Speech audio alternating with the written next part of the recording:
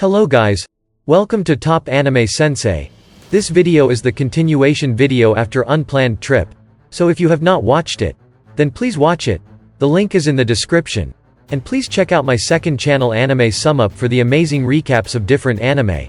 So without any further delay, let's start. But before we start, please like, subscribe and press the bell icon so you don't miss the updates. It might have been a different case if we were heading to another country, but it was simply too dangerous to let Veldora meet with Luminos. Our guide was Hinata herself. Welcome to Lubelius. His Majesty the Pope welcomes you all too. She introduced in a tone that sounded remarkably disrespectful towards the Pope. Although I was aware of the secret, that the Pope was merely a role Louis played. Louis is the younger twin brother of the deceased Roy Valentine.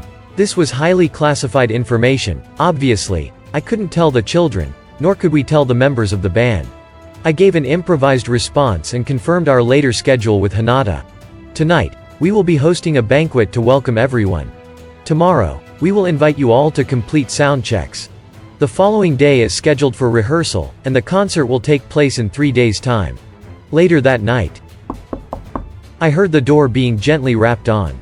My apologies for disturbing Your Majesty at this hour, but our master would like to invite Your Majesty Rimuru to join her.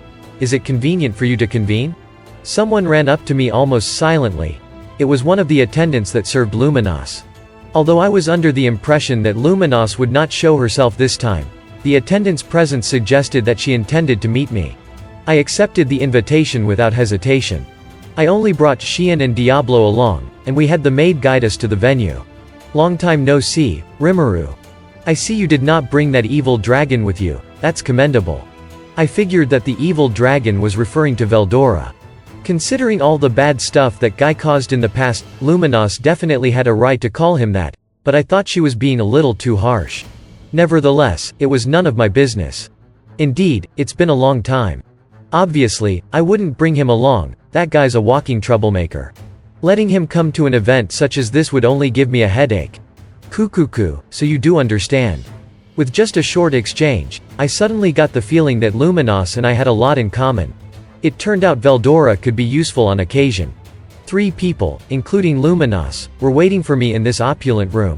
Gunther, with the appearance of an old butler, stood to Luminos's left, while Louis the Pope stood to Luminos's right. Aren't you going to call Hinata? To my question, Gunther and Louis helpfully replied. I was planning to. Even though she's evolved from a sage to a saint, she was still human once. While she doesn't need to sleep anymore, she apparently could not get rid of her old habit as a human.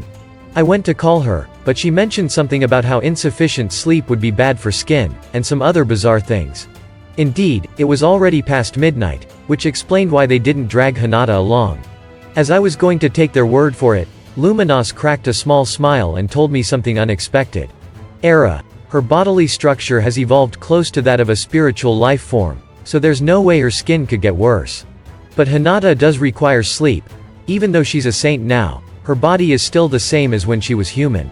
It will take a long time before her body fully evolves as well. This has been a misunderstanding. Hinata is not some superwoman. She smiled again upon finishing her explanation. Humans were different from monsters in the sense that their bodies would not change drastically like the latter's. That was the gist of her description. In other words, Hinata still retained all of her human qualities, and in a way, that could be considered her Achilles heel.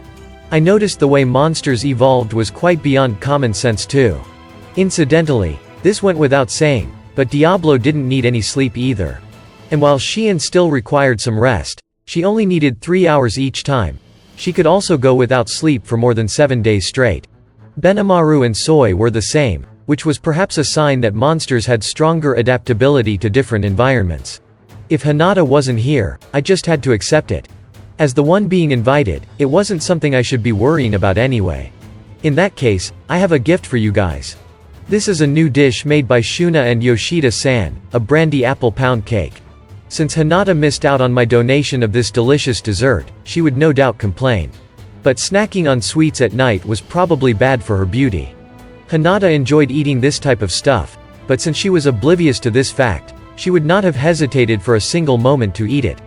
Your courtesy impresses me. You are a smart one after all, Luminos praised aloud. It was thanks to Shuna that I could bring these gifts. The two people who claimed to be my secretaries, on the contrary, were not nearly as considerate.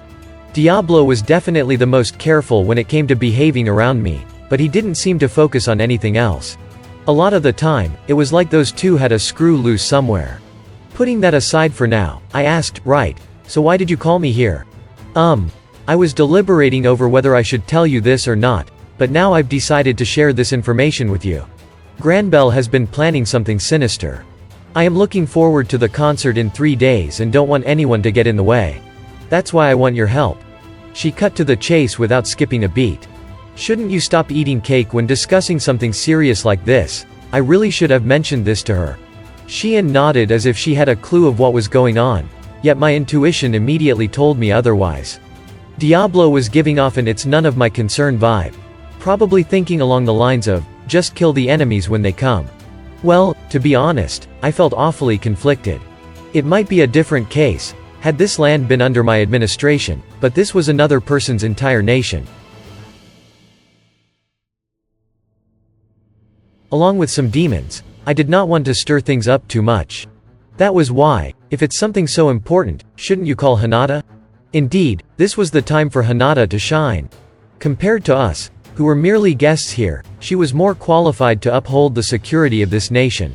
While I thought this was a sensible approach, Luminos wouldn't buy it. Don't you look down on us now. Even if those come and instigates a fight, Lublius's defense is indestructible. We've completely fortified our borders to fend off that evil dragon. However, no matter how flawless our defenses may be, intruders could still sneak in by utilizing secret tunnels that we are unaware of, and launch an attack.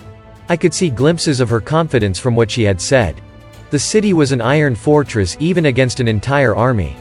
That was to be expected of a city built to withstand attacks from Veldora. A 10,000-strong army, in all likelihood, wouldn't be enough to conquer it.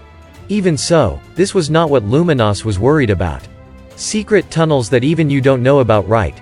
I recall that Granbell Rosso was the head of the 7 luminary clerics. You are correct, they've been operating behind the scenes on this land for a long time. Surely, he had prepared 1 or 2 secret passages. Humans are exceptionally skillful at such trickeries. The most unfortunate thing is that man used to be the hero of light, and even fought against Luminos Sama in the past. If he were to hide his aura, we wouldn't be able to detect him. This sounded like a challenging task to handle. Isn't this what you'd call an inside job? Granbell knew better than anyone else about this nation's composition and geography. He had previously proven his strength as well. I heard that he was stronger than Clayman, and therefore could not be underestimated. How boring. Please don't trouble Rimuru-sama with menial chores like that. Diablo suddenly interjected, disgusted. Just when I was thinking he had been behaving nicely, he abruptly interrupted with this line. Seriously, couldn't he be more mindful of the time and place? Louis and Gunther's expressions darkened drastically, but fortunately, Luminos's laughter made the two hold back. Kukuku, Black Primordial, Rimuru has truly made you quite the obedient pet. It's still rather unbelievable despite witnessing it with my own eyes. Luminos sure was odd to laugh under these circumstances. But thanks to her jovial reaction, the atmosphere smoothed over once more. Please don't call me that. Rimuru-sama has already given me a wonderful name. Back off, Diablo. Luminos and I have already established an alliance, and I intend to keep it that way. I publicly rebuked him, partially to apologize to Luminos. Apologies for my intrusion. Diablo did not challenge Luminos any further and instead remained silent at my command. It looked to me that he was simply putting on an act. Seeing how he had apologized to Luminos and the others, I'll let it pass. Luminos had some requests for us guests, and I didn't want to make the scene any more awkward. No, that guy Diablo has a point too. It's not very courteous of me to ask a favor such as this from you. On the other hand, I still wish you will agree since I have good reasons. Luminos sure had a big heart. She even considered Diablo's feelings, and directly called him by his name. Luminos wouldn't get mad over trivial things such as these, thus, she calmly revealed why we had been invited. I brought this up when I mentioned that Hinata needs to sleep, but when humans evolve, their bodies won't adapt right away. It takes a long time before they can mature. From a sage that possibly rivaled a demon lord seed, a human could grow to become a saint, which was the equivalent of an awakened demon lord. Yet, If this evolution required some time to activate before coming into effect, then a newly risen saint would not pose too much of a threat. Even if they gained enormous power, it was still meaningless if they couldn't properly command it. And that's it. Thank you so much for watching. And if you guys have not watched my other videos, then please watch them. The links are in the description. And don't forget to like, subscribe and press the bell icon so you don't miss the updates.